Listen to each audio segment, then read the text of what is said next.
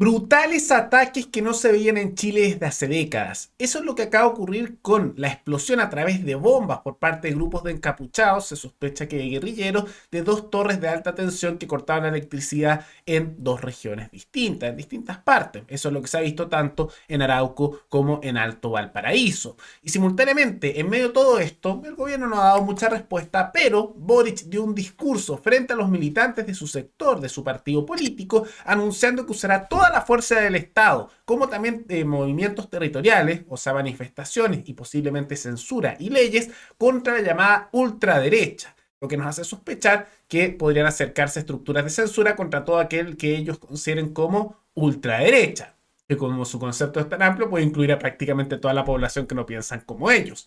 Todo eso lo vemos a continuación.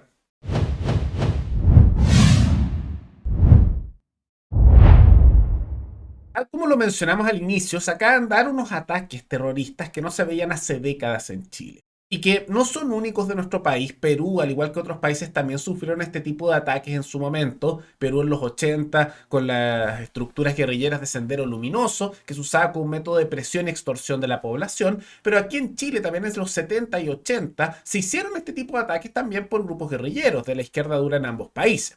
Ahora, lo que podemos observar es que eso está volviendo a Chile y todavía no sabemos de quién, pero sabemos que esto es intencional, porque con explosivos se derribaron torres de alta tensión cortando electricidad, esto a aquellos que tienen más años lo les parecerá conocido, en Arauco, en la provincia de Arauco, en la región del Biobío, y 2 días antes de que ocurriera eso, también ocurrió lo mismo en el sector de Alto Valparaíso, en la región de Valparaíso, donde también una fue dañada con explosivos. Ahora, cuando esto ocurrió solo, algunos pensaban que, ay, tal vez era una coincidencia, cosa que no me compro mucho, siempre es sospechoso eso, pero luego de que empezaron a ocurrir estos dos hechos, unos días de diferencia, se empezaron a notar que esto estaba organizado y posiblemente coordinado. Por un lado, el municipio de Valparaíso, que es el liderado por Jorge Sharp, anunció querellas por las detonaciones y los explosivos que se hicieron. ¿Va a quedar eso en algo? Probablemente no. Siempre hacen estas querellas y dicen, no, vamos a buscar a aquellos que sean responsables y no pasa nada. Y al mismo tiempo Carabineros confirmó que la destrucción de la torre de alta tensión en Arauco, en la zona de conflicto mapuche, fue hecho por terceros y que se usaron explosivos de alto calibre. Ahora, este tipo de hechos era más bien esperable que ocurriera. Se advirtió hace ya mucho tiempo que las cosas iban a escalar si no se terminaba con la violencia de manera firme.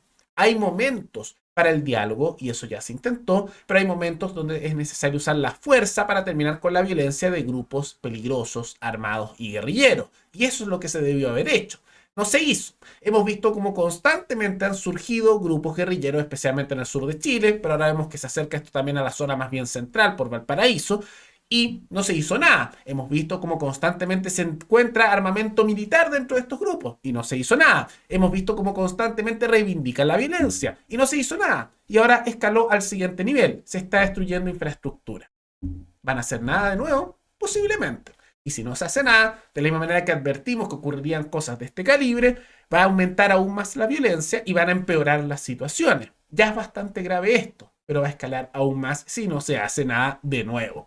Ahora, como son nuestros estimados políticos, dudo que tengan el deseo, la valentía, podríamos decir, las facultades, podríamos decir, de voluntad para poder hacer ese tipo de actos. Porque aquí lo que falta es ser firme. Y si uno quisiera consultarlo con algo, con la población local para darle, por ejemplo, legitimidad a la medida, consúltenle a los habitantes locales. Les aseguro que los afectados por estas situaciones estarían encantados de legitimar con un plebiscito vinculante que se sea duro con estas situaciones. No es que la población local que viviría estos efectos no quiera esto, no quiera la dureza para enfrentar estos crímenes, estos ataques terroristas. Es la falta de voluntad del mundo político que vive desconectado de la realidad de la ciudadanía chilena y están más preocupados de pelearse por Pinochet, de que el puesto político, de que el sueldo, que el subsidio por acá, y vive una realidad alterna a lo que vive la ciudadanía, que en esas zonas está muerta de miedo por estos ataques constantes que siguen escalando. Una situación trágica. Y esto debería ser tema de discusión en todos los medios, en todos los canales y por semanas porque es muy grave. Lamentablemente lo están hablando así como que es grave, pero después se olvida y pasan a otro tema. Impresionante. Y ante todo esto, ¿qué está haciendo el gobierno de Gabriel Boric? ¿Está haciendo un movimiento nacional para luchar contra esto, una emergencia, que todos hay que unirse para luchar contra esta delincuencia y grupos terroristas que siguen creciendo? No, lo que hizo el presidente Boric el día de ayer fue a dar un discurso por el aniversario de su partido político, Convergencia Social. Y en dicho discurso, lo que él se enfocó fue por un lado en decir de que eran minoría por ahora, pero no habían abandonado sus ideas. Entonces se confirma esta tesis que muchos hemos mencionado de que en realidad Boric sigue con sus ideas radicales, solo que por ahora no puede, entonces las va a empujar después. Y que al mismo tiempo decía que le daba un cierto escozor, pero orgullo cuando ponían eso del 38%, porque decía, sí, estoy orgulloso de que se mantengan fieles a esas ideas, pero somos una minoría, entonces tenemos que ser mayoría. Pero más allá de todos esos discursos que son palabras bonitas que no significan mucho, lo que sí dijo que tiene efectos reales y políticos y para toda la ciudadanía es su anuncio donde dijo que se iba a utilizar toda la fuerza del Estado, o sea, del mundo político, como también toda la fuerza de los grupos sindicales y grupos territoriales para luchar contra la ultraderecha, según sus palabras. Y vamos a ver qué significa eso. Que ante el avance de la ultraderecha, nosotros decimos, estamos aquí y vamos a defender con mucha fuerza, con mucha convicción, con mucha claridad a todos quienes han sido excluidos permanentemente del poder. Y lo vamos a hacer desde nuestros espacios territoriales y también desde el Estado. Se le ve bastante molesto ahí al presidente Boric, ¿no? Como que lo decía con algo de indignación.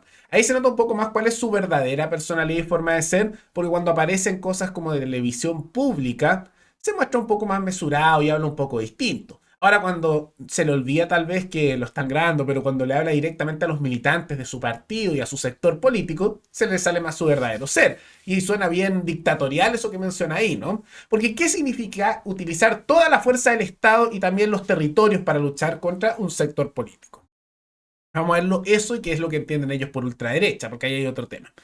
Eso significa, usar los territorios es manifestaciones, presiones con sindicatos, presiones en las calles, posiblemente violencia. Ese es un punto. Se junta con lo que declaró el Partido Comunista en su último aniversario, donde se legitimó mucho también las vías extrapolíticas, o sea, las vías armadas o las vías también que no son de acuerdo a la ley. Ese es un punto. Pero cuando se usa toda la fuerza del Estado, ¿cuál es toda la fuerza del Estado? Son distintas cosas. Por ejemplo, leyes de censura. Eso no es nuevo porque han empujado ya desde hace tiempo la llamada ley de medios con la excusa de eliminar las noticias falsas. También toda la fuerza del Estado implica usar, por ejemplo, la policía, a los militares, estructuras de censura, de control, todo eso. Entonces hay que estar muy atento con eso.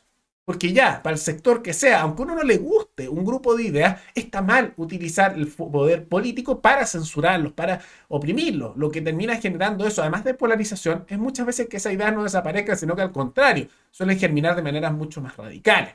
Eso es un punto. Pero después viene el elemento de la llamada ultraderecha, porque dice la ultraderecha. ¿Qué entienden los frente amplistas y los comunistas por ultraderecha? Porque es bien distinto a lo que entienden tal vez otras personas, ¿no? Un significado un poco ambiguo, porque dependiendo a quién le preguntes, entienden que son distintos grupos.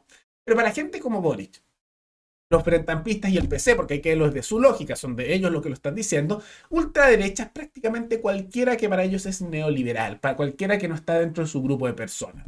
Ahora, ¿quiénes entrarían dentro de ese grupo? Vamos a hacer una pequeña lista. Por supuesto que los republicanos y todo lo que está a su derecha. Chile Vamos también. Muchos le han dicho fascistas, que ultraderecha desde hace tiempo, entonces eso está ahí. En muchos casos los demócratas cristianos también les han dicho esas cosas. Ya estamos entrando en la centroizquierda. Hemos visto incluso en las redes sociales que gente cercana a ese sector político, a aquellos que eran de la centroizquierda por el rechazo, por ejemplo, un Alemparte, demócratas, Amarillos por Chile, también fascistas, ultraderechas, también entran en ese grupo. ¿Para qué decir los liberales y los libertarios? También los ven así. Son bastantes grupos y en algunos casos, en los sectores más duros dentro de la izquierda, ven que incluso sectores de la centroizquierda como el PPD, el Partido Radical, la centroizquierda, los socialdemócratas, también son unos neoliberales, fascistas o unos tibios. Entonces, ese concepto de vamos a utilizar toda la fuerza del Estado para censurar a la ultraderecha, además de ser sumamente totalitario y peligroso y que se debe oponer la intervención del Estado para censurar opiniones, sean populares o no, sean unas que tú consideres correctas o no, pero son opiniones que son legítimas de cada persona. También hay que estar muy atento porque el concepto que personas como Boric y su sector político consideran como ultraderecha es bastante amplio, ¿no? Es prácticamente cualquiera que no sea de su lado político. Y, o si no te consideran, si estás un poco menos radical que ellos, un tibio, ¿no? hay que tener mucho cuidado. Ahora, ante esto, porque se sintió posiblemente aludido, ¿no? Porque claramente va contra su sector, José Antonio Kast se molestó bastante diciendo, y cito, Chile no necesita un presidente preocupado de la ultraderecha, necesita un presidente preocupado de que niños no mueran en los hospitales por falta de camas críticas o que los chilenos mueran asesinados por delincuentes. Es una crítica razonable, ¿no? Uno diría que especialmente con todas las situaciones negativas que se están dando a nivel nacional, ataques terroristas nuevos con destrucción de infraestructuras, gravísimo. Niños que se están muriendo porque no hay capacidad a nivel hospitalario por las camas. Tenemos problemas económicos, aumenta el desempleo. Hay una serie de problemáticas muy grandes y que se preocupe de eso ya es un tema. Pero aunque uno podría decir que es lógico, podríamos decir entendible, que sectores políticos también se preocupen, además de estas cosas, si fueran correctos, con el que piensa distinto tener discusiones. De la misma manera que a alguien de la derecha no le va a gustar los comunistas y se va a preocupar sí que crecen, pero es muy distinto de lado y lado que te preocupes y simplemente los discutas de distintas alternativas de tus ideas, a que se dé a entender casi que se estuvieran impulsando, y con los intentones de ley de medios casi que lo han intentado, estructuras de censura, porque eso ya pasa a otro nivel. Una cosa es que te preocupes de eso y además de hacer cosas, puedas discutirle al otro que piensa distinto porque no comparte tus ideales. Eso es legítimo. Todos tenemos opiniones distintas y por algo hay distintos grupos ideológicos, distintos segmentos políticos y es legítimo pensar distinto del otro y criticarlo o preocuparse de eso y enfrentarlo con la palabra.